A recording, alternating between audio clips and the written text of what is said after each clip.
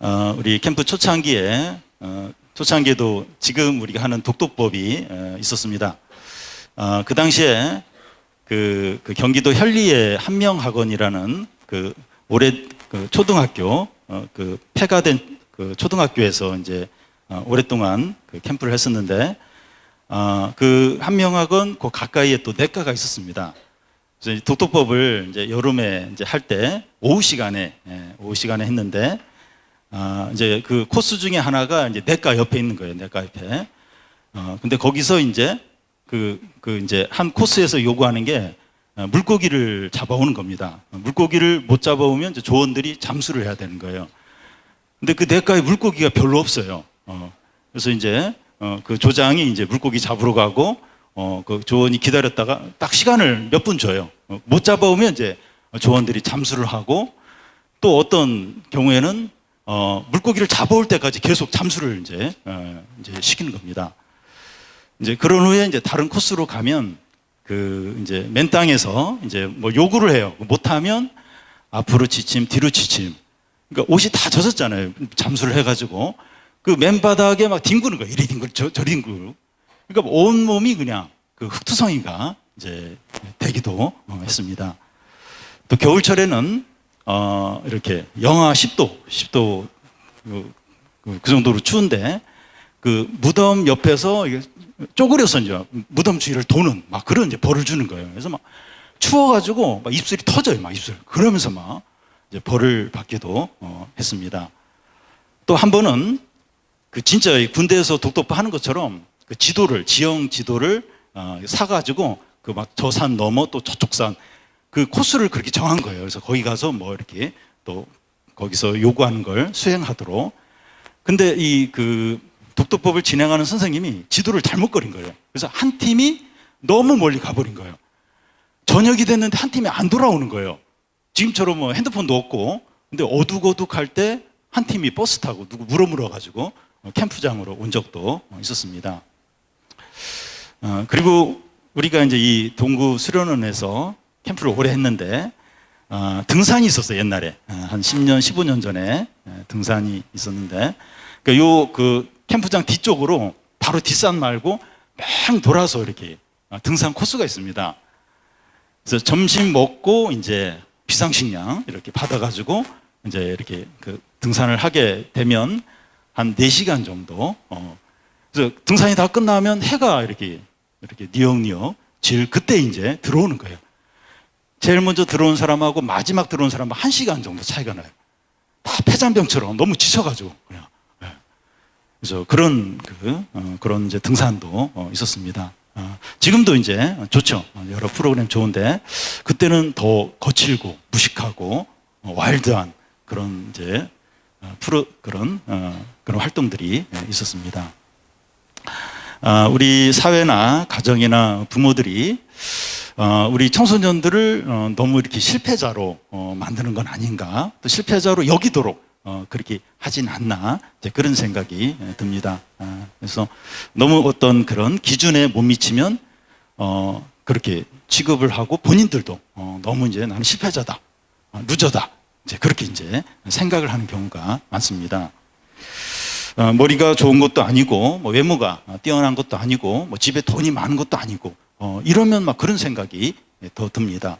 또 시험을 보면 매번 이제 점수가 안 좋고, 또 뭐 이성 친구에게 차이고, 또 대학 입시 실패하고, 이러면 더 확실하게 나는 실패자다, 나는 루저다, 이렇게 이제 확신을 이제 갖게 됩니다. 그런데 이런 생각을 가진 청소년들이 그렇게 또 힘들어하지 않는다 그래요. 왜냐하면 주위에 그런 친구들이 많은 거예요. 대부분 나는 실패자다, 루저다, 뭐 그렇게 하니까 비슷비슷하니까 뭐 그렇게 안 힘들어 한다고 합니다. 그래도 힘들죠. 그래도 힘듭니다. 그런데 그 실패한 사람들에게 이제 소망과 용기를 주는 그런 책들이 이제 시중에 이제 많이 나와 있습니다. 그 책 제목만 제가 몇 개 읽어보겠는데요. 실패는 사람을 크게 만든다. 실패는 또 다른 시작이다. 실패는 성공으로 가는 가장 빠른 지름길이다. 뭐 이외에도 뭐 여러 실패해서 일어서는 그런 책들이 있는데 이것만 읽어도 좀 위로가 돼요. 위로가. 그 이 책들의 공통점이 뭔가 하면 그 실패는 다 한다는 거예요. 실패는 다 하는데 그 실패에 대해서 어떤 태도를 갖느냐에 따라서 그 이후에 성공적인 삶을 살 수도 있고 계속 실패하는 그런 삶을 살 수도 있다는 겁니다. 이 시간에 예수님의 12제자 중에서 그 베드로하고 가룟 유다를 이렇게 비교하면서 살펴보려고 합니다. 베드로는 그 예수님의 수지자죠. 그러면서 그 예수님이 붙잡힐 때 부인을 세 번 부인을 한 제자입니다. 가룟 유다는 그 예수님을 돈 주고 판 그런 제자입니다. 이 두 사람의 공통점이 뭔가 하면 12제자는 그러니까 예수님의 12제자 중에 속하고 그러면서 예수님을 배신을 했습니다. 차이점이 뭔가 하면 한 사람은 회개했어요. 그리고 천국의 기쁨을 누렸지만 다른 한 사람은 회개를 안 하고 지옥에 던져졌다는 겁니다. 이 두 사람은 똑같이 실패했어요. 똑같이.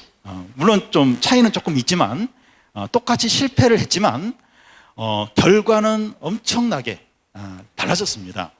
오늘 그 말씀의 핵심이 바로 이거예요. 우리도 실패를 해요. 실패를 넘어지고 죄를 짓기도 하고 그렇게 하는데 누구는 그렇게 실패하고 나서도 굉장히 더 믿음의 사람이 되고 하나님의 축복을 받는가 하면 누구는 더 절망적이 되고 지옥에 가는 사람도 있다는 겁니다.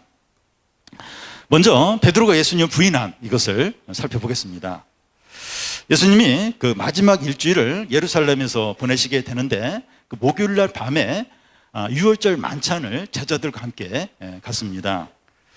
만찬이 마친 후에 예수님과 제자들이 이제 감난산으로 올라가게 되는데 예수님이 그 구약 성경을 인용해서 제자들에게 이제 말씀하는데 내가 목자를 치리니 양들이 흩어지리라 이런 말씀을 하면서 너희들이 내가 붙잡힐 때 다 도망갈 것이라고 그렇게 말합니다. 그러자 베드로는 다른 제자들은 다 도망가더라도 나는 절대로 주님을 지킬 거라고 말합니다. 그러자 닭 울기 전에 네가 3번 나를 모른다고 부인할 거라고 말합니다. 그래서 또 베드로가 내가 죽을지언정 절대로 주님께 그렇게 할 일은 없을 거라고 그렇게 말하자 또 다른 제자도 우리도 똑같이 우리도 절대로 주님을 버리지 않을 거다 그러면서 맹세를 했습니다. 잠시 후에 그 예수님의 일행은 이제 감난산으로 올라가게 되는데 예수님은 그 산 기슭에 있는 겟세마네 동산에서 땀방울이 핏방울이 되도록 간절하게 기도를 합니다. 기도를 마친 후에 이제 가룟 유다가 대제사장의 부하들을 데리고 와서 예수님을 체포해요. 예수님은 이제 붙잡히게 됩니다. 그러자 이 베드로를 포함해서 모든 제자들이 다 도망을 쳤어요. 죽을지언정 절대로 주님을 떠나지 않겠습니다. 그거 얘기한 지가 한두 시간밖에 안 됐어요. 근데 막 예수님이 잡히자 베드로가 제일 먼저 도망간지 모르겠어요. 제자들 다 예수님 놔두고 도망쳤습니다. 예수님은 결박되어 대제사장 가야바 집으로 끌려갑니다. 그 집에는 산헤드린 공회원들과 장로들과 서기관들이 딱 대기를 하고 있어요. 그래서 예수님이 신성을 모독했다는 제목으로 사형을 언도를 하게 됩니다. 그런 후에 이제 그 무리들이 예수님 얼굴에 침 뱉고 주먹으로 때리고 그렇게 온갖 조롱을 하게 됩니다. 이런 일이 벌어지고 있는 상황에서 이 도망쳤던 베드로가 몰래 대제사장 집 안으로 들어와요. 왜냐하면 예수님이 걱정이 되는 거예요. 걱정이 되고 또 예수님을 사랑하기 때문에 몰래 예수님이 어떻게 될까 궁금해서 대제사장 집 안으로 몰래 들어옵니다. 그때 무슨 일이 일어나게 됩니까? 69절, 70절을 보면 베드로가 바깥들에 앉았더니 한 요종이 나와 이르되 너도 갈릴리 사람 예수와 함께 있었도다 하거늘 베드로가 모든 사람 앞에서 부인하여 가로되 나는 네가 무슨 말을 하는지 알지 못하겠노라 하며 한 요종이 베드로를 유심히 보더니 너 갈릴리 사람이다. 너 예수와 함께 있었다. 그런 말을 합니다. 여기 갈릴리는 그 가난하고 낙후되고 평판이 좋지 않은 그런 지역을 이제 말합니다. 베드로는 그 여종의 그런 말을 듣고 당황해요. 너무나도 두려워합니다. 그러면서 바로 네가 무슨 말을 하는지 모르겠다는 거예요. 그러면서 나는 그 예수와 같은 지역 사람이 아니다, 같이 있지 않았다 하면서 잡아댑니다. 여러분, 이런 질문을 대제사장이나 장로가 한 게 아니라 여종이 이런 질문을 했는데 너무 두려워하는 거야. 너무 당황해 하면서 딱 잡았대요. 나 갈릴리 사람 아니고, 나 그 예수 모르고, 그 예수랑 같이 있은 적이 없다고 부인을 이제 합니다. 내가 죽을지언정 주님을 절대로 부인하지 않겠다. 그렇게 말한 게 일주일 전이 아니에요. 하루 전이 아니고 한두 시간, 몇 시간 전이에요. 그런데 바로 그 여종이 물어보니까 그냥 부인을 이제 해버립니다. 그런데 한 번쯤은 너무 당황하면 그럴 수 있어요. 믿음이 좋더라도 너무 당황하면 자기도 모르게 부인할 수 있습니다. 베드로는 그 자리가 불편해요. 그래서 자리를 옮기는데 문 쪽으로, 윗문 쪽으로 이제 자리를 옮깁니다. 옮겼는데 또 다른 여종이 너 누구지? 이러면서 또 이제 묻는 겁니다. 71절, 72절 보면 앞문까지 나가니 다른 여종이 그를 보고 거기 있는 사람에게 말하되 이 사람은 나사렛 예수와 함께 있었도다 하매 베드로가 맹세하고 또 부인하여 이르되 나는 그 사람을 알지 못하노라 하더라. 또 다른 여종이 베드로를 보면서 주위 사람들에게 이 나사렛 예수와 같이 있던 사람이다, 그렇게 이제 말합니다. 여기서 나사렛도 가난하고 낙후되어 있고 평판이 좋지 않은 그런 지역의 이름입니다. 베드로가 처음으로 이런 질문을 받았을 때 당황해서 이제 그럴 수 있어요. 근데 두 번째 질문을 받으면 그래도 좀 다르겠지. 두 번째 질문을 받으면 좀 다르겠지. 그런 이제 기대를 우리가 갖게 되는데, 두 번째 질문을 받았을 때 베드로가 어떻게 반응을 합니까? 맹세하면서, 저주하면서 나는 그 예수를 모른다, 나 나사렛 예수와 함께 있지 않았다, 그렇게 부인을 해버립니다. 여기서 저주하며 맹세했다고 하는 것은 내가 만약 예수님과 같이 있었다면, 예수님의 제자라면 하나님이 나에게 저주를 내리기 원한다 하면서 맹세를 하는 것을 말합니다. 그런데 사람이 너무 당황하면 두 번씩이라도 진심이 아닌데 그렇게 말할 수 있다고도 볼 수 있어요. 너무 당황하면 두 번씩 이렇게 마음에 없는 말을 할 수도 있다고 볼 수 있습니다. 세 번째, 바른 고백을 하면 그 사람의 이제 진심으로 받아들여질 수 있어요. 두 번 그렇게 했더라도 세 번째 이제 진심을 이야기하면 그러면 이제 그 세 번째가 맞겠지, 그렇게 이제 볼 수 있습니다. 이번에는 여러 사람들이 베드로에게 너 누구지? 하면서 또 이제 묻는 겁니다. 73절, 74절을 보면 우리 한 절씩 교대를 읽겠습니다. 조금 후에 곁에 섰던 사람들이 나와 베드로에게 이르되 너도 진실로 그 도당이라 내 말소리가 너를 표명한다 하거늘.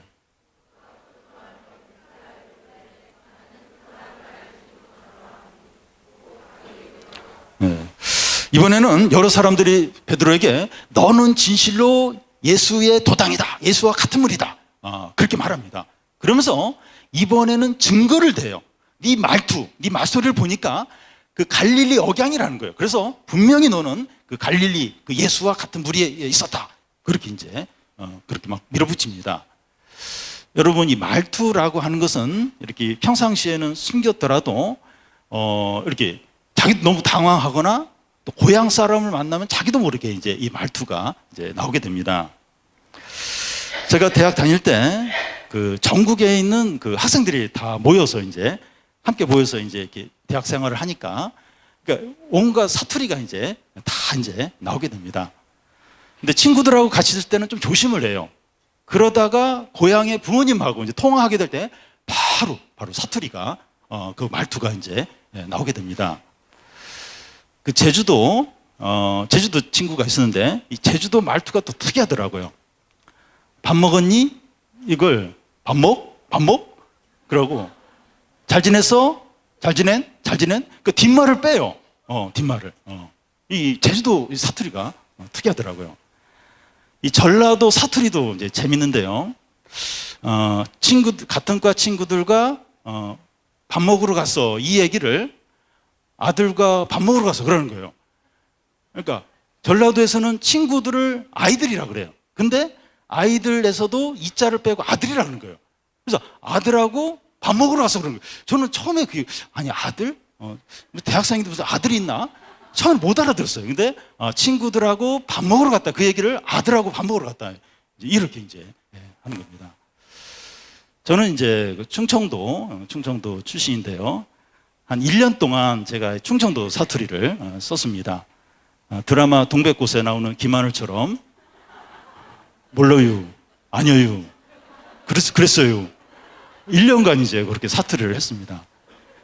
저희 과에 그 여학생들이 좀 많은 편인데, 남이야 너무 재밌다, 또 한 번 해봐, 또 한 번 해봐.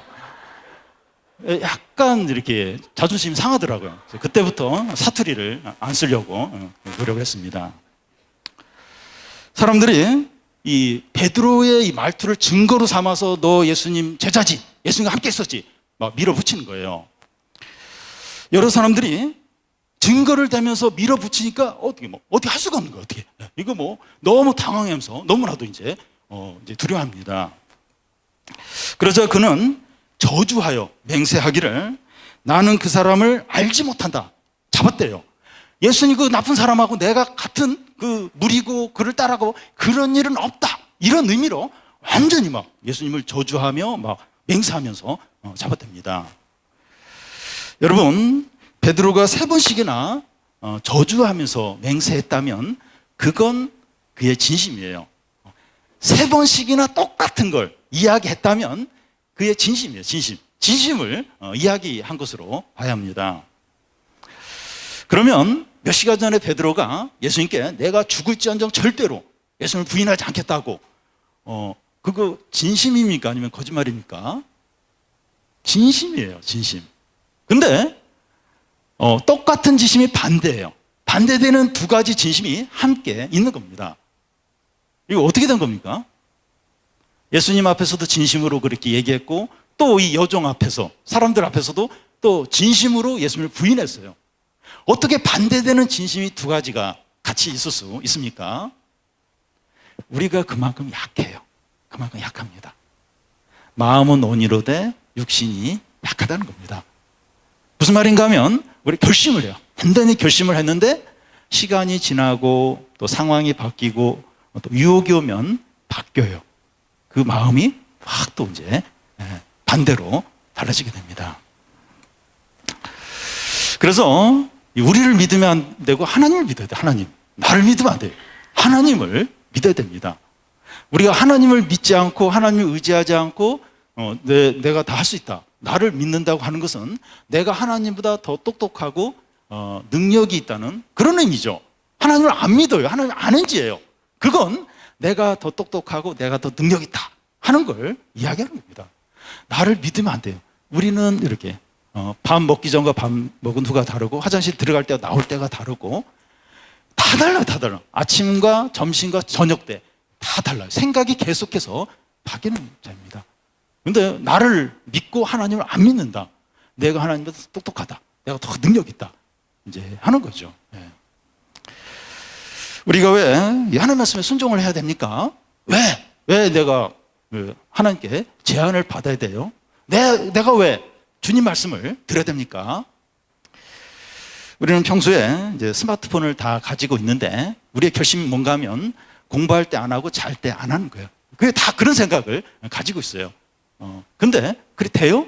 그렇게 됩니까? 공부할 때도 핸드폰 보고 또 잘 때도 핸드폰 보고, 방학 때는 막 2시, 3시, 5시까지 막 하는 경우도 있고 안 돼요. 안 됩니다. 부모님한테 걸리면 이제 뺏기든지 이제 통제를 받게 되죠. 우리 입장에서 할 말이 없어요. 왜냐하면 그 통제를 못하고 그래서 이렇게 그래서 이제 뺏긴 건데, 그래도 짜증이 나는 거예요. 짜증, 화가 이제 나는 겁니다. 그와 같이 우리는 약해요. 너무나도 약합니다. 그래서 이 공부를 해야겠다, 신앙생활을 좀 제대로 해야겠다 이러면 부모님께 이 핸드폰을 맡기든지 통제를 받아야 됩니다. 우리 캠프에 온 교회 중에서 교회 가면 딱 핸드폰을 맡기는 교회가 있어요. 교회가 있는데 잘하는 겁니다. 아주 잘하는 거예요. 다 좀 교회가 그렇게 하면 좋겠어요. 이번 주에 돌아가서 바구니에 딱 이렇게 좀 담고, 그러면 믿음이 좋아집니다. 은혜를 받고 말씀이 잘 들어오게 될 거예요. 여러분, 수능 만점자들 중에서 반 정도가 투지폰을 사용한다 그래요. 돈이 없어서 그러겠습니까? 절제를 한다면 그 공부, 그 수재들이 더 잘하죠. 근데 투지폰을 사용하는 거예요. 왜냐하면 자신들이 약한 걸 아니까 유혹거리를 차단하기 위해서 이제 투지폰을 사용하는 거죠. 그래서 공부뿐만 아니라 신앙생활을 위해서 내가 약하다. 그래서 어떻게 보면 바보처럼 이렇게 어린애처럼 이제 이렇게 통제를 받는 거예요. 맡기는 겁니다. 맡기는. 그게 이제 지혜로운 거죠. 그게 이제 믿음인 겁니다. 나는 죄인이고 여러 가지 유혹에 약하다. 인정하고 하나님을 의지하는 게 그 믿음이에요. 그게 겸손입니다. 그런데 반대로 나는 결심하면 반드시 지켜. 그러면서 유혹의 자리도 가고 또 그 유혹 그런 상황에서 이렇게 자신을 통제하지 않으면, 그러면서 하나님도 의지하지 않고 넘어지죠. 실패하죠. 죄에 빠지게 됩니다. 그런데 이 베드로에게 이게 전부라면 절망이에요. 절망이고 비참한 거죠. 74절 끝과 75절을 보면, 곧 닭이 울더라. 이에 베드로가 예수의 말씀에 닭 울기 전에 내가 3번 나를 부인하리라 하심이 생각나서 밖에 나가서 심히 통곡하니라. 베드로가 예수님을 모른다고 3번 부인을 했을 때 꼬끼요 이 닭 울음소리가 나는 겁니다. 그러자 베드로가 닭 울기 전에 네가 3번 부인하리라, 그 주님의 말씀이 생각이 나는 겁니다. 바로 밖에 나가서 대성통곡을 이제 합니다.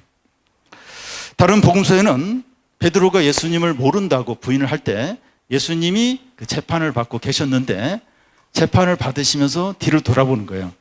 근데 베드로가 눈하고 딱 마주쳤어요. 예수님은 그 사형 언도를 받고 얼굴에 침뱉힘을 받고 주먹으로 그 얼굴을 맞으면서 온갖 조롱을 받고 얼굴이 부어있어요. 맞아서. 근데 베드로는 예수님을 모른다고 3번 부인을 한 것입니다. 베드로는 바로 바깥으로 뛰쳐나가서 대성통곡, 너무나 슬퍼하면서 괴로워 울게 됩니다. 자기 자신이 너무 미워요. 자기 자신이 너무나 실망스러워요. 그리고 그 주님에 대해서, 예수님에 대해서 그 은혜와 사랑을 배신한 것에 대해서 너무나도 마음이 괴롭고 아팠던 겁니다. 베드로가 평생 운 것 중에서 그때만큼 슬퍼하면서 애통해하면서 부르짖으면서 울은 적이 없었을 겁니다.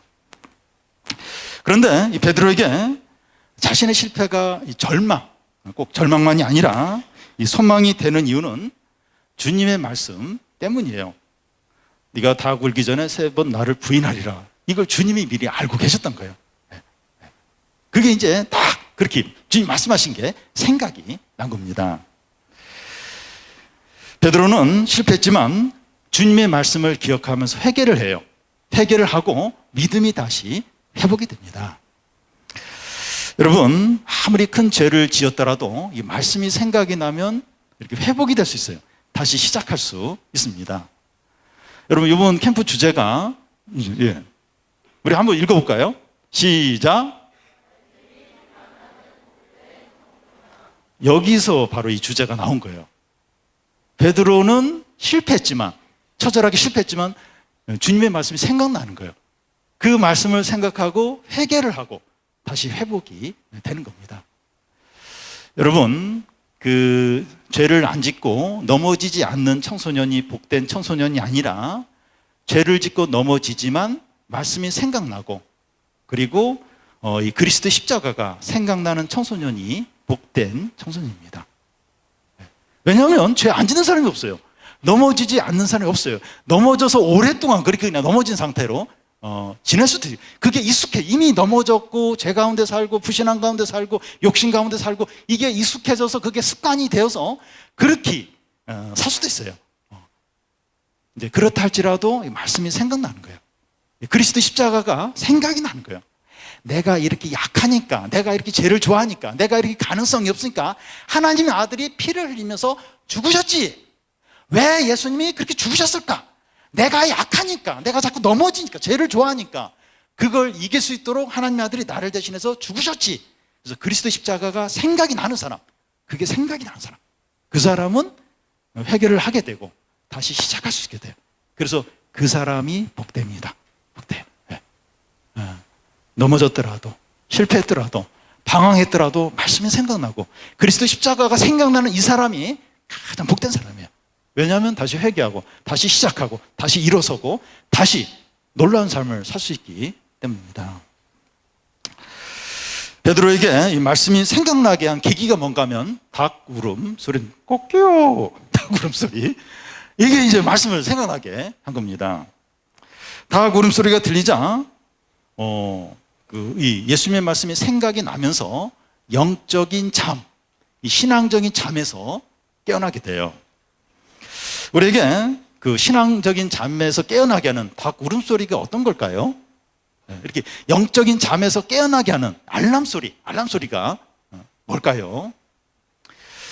우리가 아끼고 소중하게 여기는 것에 문제가 생길 때입니다. 그게 뭐 성적이나 친구 관계나 외모나 가정의 어떤 일이나 내가 중요하게 어떤 일에 어려움이 생길 때, 이게 영적인 잠에서 깨어나게 하는 알람소리입니다. 우리를 이제 긴장시키고 힘들게 하는 문제, 그게 이제 닭울음소리예요. 닭울음소리가 들릴 때 겁이 나요. 겁이 나면서 말씀이 생각나고 하나님이 생각이 납니다. 여러분, 우리가 이제 아침에 일어날 때 알람을 맞춰요. 그래서 알람 소리를 듣고 일어나게 되는데 알람을 못 맞추면 못 일어나죠. 근데 알람 소리가 울리는데도 안 일어나면 문을 확 열고 일어나! 엄마가 이제 소리치게 되죠. 우리 청소년 핸드폰을 지금 제 방에 이제 보관을 하고 있는데 새벽 6시가 되면 은하와 함께 하루를 시작하세요 하는 알람이 울립니다. 제 잠을 깨워줘서 고맙고 또 괴롭기도 합니다. 더 자야 되는데 은하와 함께 하루를 시작하세요. 자꾸 잠이 깨요. 잠이. 여자친구 은하 모릅니까?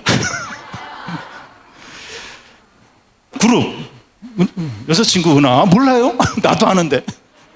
여성 그룹. 예. 혼자입니까? 싱글인가요?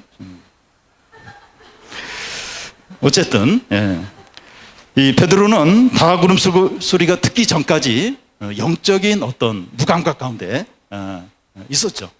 그런데 이 닭 울음소리 들으면서 영적인 잠에서 깨어났습니다. 그래서 우리에게도 이 닭 울음소리 같이 이렇게 영적인 잠에서 깨어나게 하는 어려움들이 필요합니다. 그러니까 우리가 이제 이렇게 그냥 어려움 없이 하나님 말씀으로 이렇게 순종을 해야 되는데 그렇게 잘 안 돼요. 뭐가 성적이 떨어지든지 친한 친구 관계가 막 갑자기 멀어지든지 이성 친구가 그만 만나자고 한다든지 또 부모님이 아프든지 경제적으로 어렵든지 이럴 때 이게 뭔가 불안해요. 기도 안 하던 그 청소년도 그때 기도하게 됩니다. 그러니까 어려움이 신앙적인 잠에서 깨어나게 하는 알람소리라는 겁니다.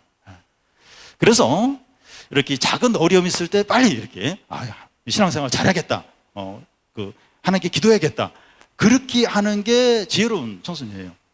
그렇게 안 하면 자꾸 어려움이 닥쳐요. 큰 어려움이 생겨서 이게 신앙을 다시 신앙을 회복하도록 하나님께 돌아오도록 그렇게 하신다는 겁니다.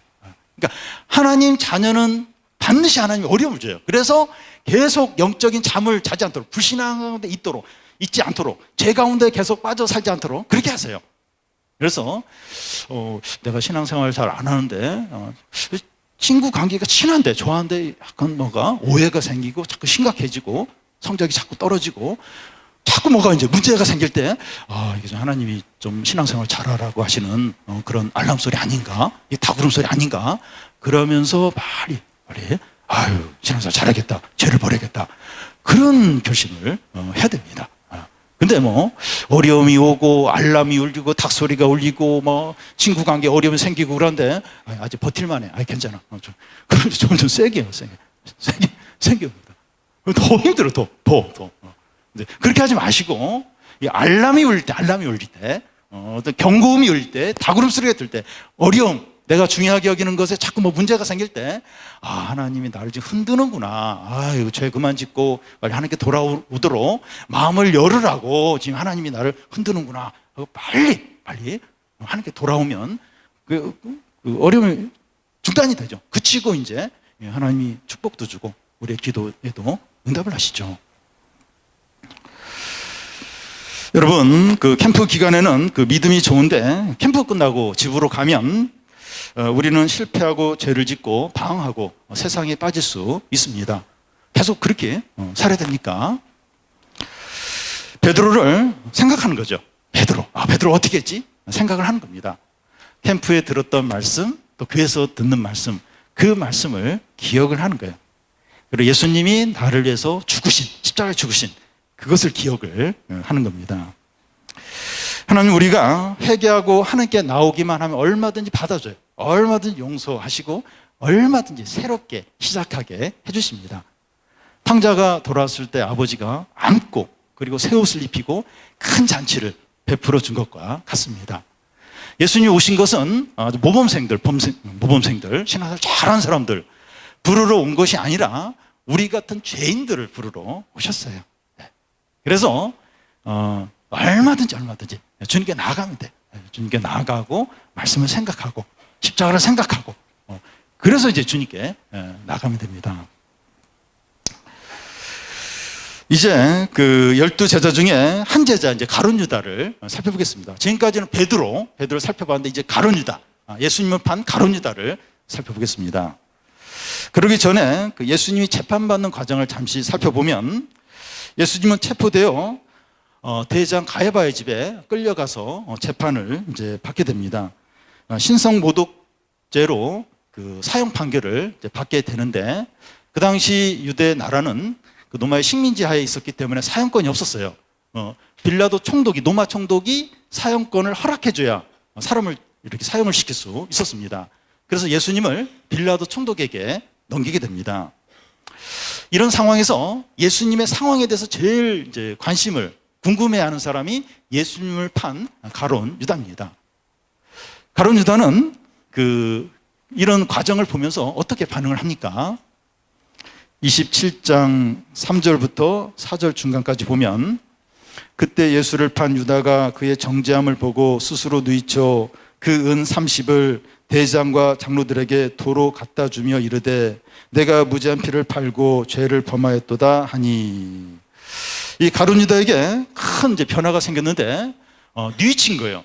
그리고 내가 무죄한 피를 팔았다 하면서 다시 은 30을 돌려주려고 대제사장에게 찾아갔습니다. 이렇게 바뀐 이유가 뭘까요? 어떻게 해서 가룟 유다가 이렇게 바뀌었습니까? 가룟 유다는 예수님이 사형 판결을 이렇게 받을 줄 몰랐을 수도 있고, 그리고 알았다 할지라도 막상 자기 그 스승이 예수님이 사형 판결을 받자 너무나 그게 이제 이렇게 죄책감이 밀려오고 그게 너무 이제 부담이 됐는지 모릅니다. 그가 그 예수님의 정죄됨을 보고 이제 스스로 뉘쳤다고 했는데 이걸 어떻게 봐야 될까요? 이 가룟 유다가 이제 새 사람이 된 건가? 진짜 변한 건가? 근데 여기 뉘쳤다 하는 것은 그 하나님께 돌아와서 회개한 것을 말하지 않습니다. 우리는 이 가룟 유다가 여기서 이렇게 뉘쳤다 하는 것을 너무 긍정적으로 보지 않는 것이 필요합니다. 예를 들어서 이 경기도 화성의 연쇄살인 사건 범인 이춘재가 잡혔는데요. 그는 화성에서 일어난 유사한 살인 사건 10번의 그 살인 사건의 진범입니다. 그는 10번의 범행을 저지르고 몇 개월 후에 결혼을 해요. 그런 후에 2년 지났을 때 자기 처제를 살해를 하게 됩니다. 그래서 현재 무기징역을 살고 있어요. 근데 지금 그는 감옥 안에서 1급 모범수로 가석방 대상으로 분류가 되어 있다고 합니다. 어떻게 흉악범이 1급 모범수가 될 수 있습니까? 이 사람이 진짜 바뀐 거예요. 근데 이 무기징역을 형을 받은 사람이 이제 석방이 되려면 이렇게 모범수로 이제 이렇게 선정을 받아서 가석방되는 그거 외에는 나올 수가 없는 겁니다. 그러니까 이 사람이 이걸 아는 거예요. 내가 밖에 나가고 싶은데 어떻게 하면 나갈 수 있을까? 모범수로 이제 이렇게 인정을 받으면 가석방으로 해서 이제 나올 수 있다. 그래서 이제 열심히 1급 모범수가 되도록 노력을 한 것이죠. 그래서 이 사람을 너무 이렇게 막 이렇게 긍정적으로 1급 모범수네. 이 사람 진짜 새 사람 된 거 아니야? 그런 게 이제 아니라는 겁니다. 가룟 유다도 이제 그렇다는 거예요. 가룟 유다는 자기가 한 일을 크게 후회하면서 양심의 가책을 받으면서 괴로워합니다. 그러면서 예수님을 팔면서 받은 은 30을 대장에게 갖다 주면서 내가 무죄한 피를 팔았다고 하면서 그 돈을 돌려주려고 합니다. 그렇다면 이 가룟 유다는 무죄 아닙니까? 그동안 우리가 이 가룟 유다를 이제 비난을 했는데 알고 보니까 괜찮은 사람이네. 그리고 가룟 유다가 진짜 바뀐 거 아닌가? 그런 이제 생각이 들 수 있는데, 만약에 그가 예수님의 제자가 아닌데 이런 식으로 했다 그러면 혹시 그렇게 볼 수도 있어. 이 사람 진짜 바뀌었구나. 근데 가룟 유다는 예수님의 제자로서 예수님 말씀도 많이 들었고 예수님의 은혜와 사랑을 너무나 많이 받았습니다. 이 사람의 문제는 뭔가 하면 막 죄책감을 갖고 양심에 찔리고 막 그러긴 한데 그 예수님께는 나오지 않아요. 하나님께는 안 나오는 겁니다. 하나님 앞에서 회개는 하지 않고 있습니다. 그런데 이 베드로는 가룟 유다가 이 범죄한 것보다 똑같지는 않아요. 좀 작긴 한데 그러니까 예수님을 저주하면서 맹세를 했죠. 그리고 3번이나 부인했죠. 이것도 큰 죄예요. 가룟 유다 죄와 똑같진 않지만 그래도 큰 죄입니다. 그런데 그는 죄를 지은 후에 예수님의 말씀을 생각하면서 너무나 마음 아파하는 거예요. 자기를 향한 예수님의 사랑과 은혜와 그 신뢰를 저버린 것에 대해서 너무나도 괴로워하는 거예요. 물론 내가 잘못했구나, 양심에 찔리고 막 힘든 마음도 있긴 있지만 그것보다는 예수님께 너무 이제 죄송하고 너무 마음이 아픈 거예요. 그래서 이제 예수님께 나와 회개를 하죠. 예수님께 회개를 하죠. 이게 진정한 회개인 겁니다. 그냥 이제 양심에 찔리고 괴롭고 그걸로 그치는 게 회개가 아니고 그것도 있지만 하나님께 나오는 거예요. 예수님께 예수님의 사랑과 은혜를 저버린 거에 대해서 마음 아파하면서 거기에 대해서 이렇게 잘못을 인정하는, 이게 진정한 회개입니다. 근데 가룟 유다는 주님 앞에 한 발자국도 나오지 않아요. 양심에 찔리고 괴로워하긴 하는데 주님 앞에 한 발자국도 안 나옵니다. 이것은 아주 교만한 거예요. 아주 악한 겁니다. 예를 들어서 어떤 그 청소년이 그 부모님의 카드를 슬쩍 해가지고 자기가 사고 싶은 옷, 명품 옷을 다 샀어요. 근데 나중에 들통이 났어요. 그때 이 자녀가 부모님께 죄송하다는 말 한마디도 안 해요. 내가 이렇게 카드를 이렇게 슬쩍 해가지고 이건 나쁜 짓이야. 그러면서 좀 이렇게 괴로워하고 좀 이렇게 힘들어하긴 하는데 부모님께 죄송합니다, 이 얘기를 한마디도 안 해요. 그러면 못된 거죠. 아주 못된 거죠. 지금 가룟 유다가 그렇게 하고 있는 거예요. 예수님과 3년 동안 함께 동고동락하면서 은혜와 사랑을 받고 수많은 말씀을 듣고 그렇게 하나님의 신뢰를 받았는데 그런데 이제 그렇게 범죄하고 나서 하나님께 안 나가는 거예요. 하나님 앞에서 이렇게 울지 않는 겁니다. 아주 악한 거예요. 아주 교만한 겁니다. 가룟 유다가 대장에 찾아가서 은 30을 이제 다시 돌려주려고 하면서 내가 무죄한 피를 흘렸다 이렇게 말합니다. 그러자 대장의 반응이 뭡니까? 4절 중간에 보면 우리에게 무슨 상관이냐, 내가 당하라. 유대 정교 지도자들은 그 가룟 유다를 이용할 대로 이용하고 쓰레기같이 버리고 있습니다. 자, 여기서 예수 딱 이렇게 해서 십자가에 못 박게 그렇게 하면서 가룟 유다가 막 와서 뭐 이러니까 싹 하면서 딱 냉정하게 하면서 네가 당해라 하면서 그냥 버려버려요. 여러분, 우리가 신앙을 버리고 뭐 인기 있는 사람들이나 뭐 잘 나가는 친구들이나 어떤 힘 있는 사람에 이렇게 다 이렇게 붙으면 그 사람들이 우리를 이용하고 버리게 됩니다. 버리게 돼요. 크리스천 청소년들은 이 공부를 성실하게 최선을 다해서 하지만 이 대학을 위해서 막 신앙을 버리면서 하나님까지 막 이렇게 무시하면서 그러면서 이제 이렇게 원하는 대학에 들어가면 대학이 우리 자신을 못 지켜줘요. 나는 하나님까지 내려놓으면서 신앙까지 버리면서 대학을 이렇게 선택하고 대학에 헌신했는데 보니까 대학이 나를 못 지켜주는 거예요. 나중에 대학으로부터 배신감을 갖게 합니다. 배신감을 느낄 때가 와요. 친한 친구예요. 너무 나랑 잘 맞고 그래서 뭐 그 친구가 원하는 걸 다 이렇게 해주고 그 친구에 맞춰주고 그래서 뭐 하나님도 내려놓고 신앙도 내려놓고 나중에 그 친구로부터 배신을 당하는 일이 있습니다. 이성 친구 너무 좋아가지고 다 이성 친구에 맞춰주고 같이 사귀고 하나님보다 더 사랑하고 하나님 말씀 다 내려놓고 막 그 이성 친구한테 버림을 받을 때가 옵니다. 하나님이 그렇게 하세요. 하나님을 배신하고 하나님을 버리면 버리면서 의지한 그걸로부터 버림을 받게 하십니다. 참 비참해요.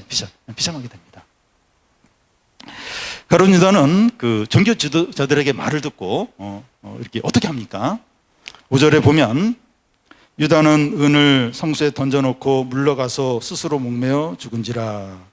사도행전에 보면 이 사람의 몸이 곤두박질하여 배가 터져 창자가 다 흘러나왔다고 그렇게 되어 있습니다. 아마 이렇게 목을 메어서 자살을 하려고 하다가 아마 끈이 끊어져서 이렇게 된 것으로 보입니다. 이 사무엘하에 보면 다윗의 오랜 친구 아히도벨이라는 사람이 있는데 이 사람이 이제 다윗을 이제 배신하게 됩니다. 다윗의 아들 압살롬이 반역을 할 때 그 아들 편에 딱 붙어버려요. 이 아히도벨이 아주 천재 같은 그런 머리를 가졌는데 어떻게 하면 다윗을 없앨 수 있을까? 그로 좋은 계획을 압살롬한테 이야기하는데 압살롬이 그걸 안 따라요. 그러자 이 아히도벨은 아는 거예요. 다윗을 못 죽인다. 압살롬 당신은 이제 다윗에게 진다. 이걸 다 알고 집으로 돌아가서 스스로 목매어 죽습니다. 배신자의 최후가 이래요. 비참합니다. 그런데 가룟 유다는 배신자였기 때문에 비참한 것이 아니라 하나님께 돌아오지 않아서 하나님 앞에서 회개하지 않아서 비참한 겁니다. 여러분, 하나님을 찾지 않고 양심의 고통을 느끼고 죄책감에 시달리고 막 너무 괴로워하는 건 자기를 파괴해요. 그게 너무 심한 사람은 극단적인 행동을 하게 됩니다. 그래서 막 너무 양심에 이렇게 해서 막 그런 극단적인 행동을 한다고 해서 그 사람의 죄가 용서가 되거나 구원을 받는 게 아니에요. 멸망으로 들어가는 것입니다. 그러니까 그 하나님께 한 발자국도 안 나오고 막 괴로워하고 막 후회하고 이건 철저히 자기를 파괴할 뿐이에요. 그게 너무 심하면 그냥 극단적인 행동을 하는 거죠. 그건 뭐 죄 용서도 아니고 뭐 구원을 받는 것도 아니고 멸망의 길로 자기가 스스로 들어가는 거죠. 반면에 이 베드로는 주님을 배신했어요. 배신했지만 하나님을 찾았고 통곡하고 회개함으로 하나님의 은혜와 사랑을 받습니다. 더 믿음의 사람이 됩니다. 그때 이후로, 이 일 이후로 더 믿음의 사람이 돼요. 더 하나님의 은혜와 사랑을 받게 됩니다. 그래서 중요한 것은 뭐 배신했느냐, 죄를 졌느냐, 넘어졌느냐 하는 것이 아니라 주님께 돌아왔느냐, 회개했느냐, 말씀이 기억나느냐 하는 것이 중요합니다. 얼마나 이렇게 방황했고, 얼마나 이렇게 죄를 짓고, 그게 중요한 게 아니라 내가 회개했느냐, 하나님께 돌아왔느냐, 이것이 중요합니다. 그래서 이 가장 어리석은 사람이 누군가 하면 가룟 유다처럼 헛된 자존심, 교만, 불신앙으로 똘똘 뭉쳐서 하나님께 돌아오지 않는 거예요. 회개를 안 하는 거예요. 하나님 앞에서 하나님 제가 잘못했습니다. 저를 용서해 주십시오. 그리고 은혜를 베풀어. 이런 얘기를 안 하는 거예요. 뭐 이렇게 자존심 상해하고 힘들어 하긴 하는데 한 발자국도 그 헛된 자존심, 교만 때문에 주님 앞에 안 나오는 사람, 주의 이름을 안 부르는 사람, 이 사람이 제일 어리석어요. 참 보면 나름대로 정직한 것 같아요. 자기 잘못에 대해서 인정하고 안 나와요. 주의 이름을 안 불러요. 이 사람이 제일 어리석습니다.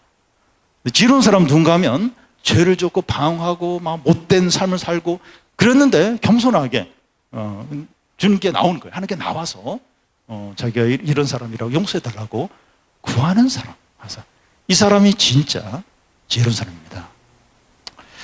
마지막으로 이 제사장들이 이 가룟 유다의 30으로 이 토기장의 밭을 사게 된 것은 구약 성경의 성취라고 이제 하는 겁니다.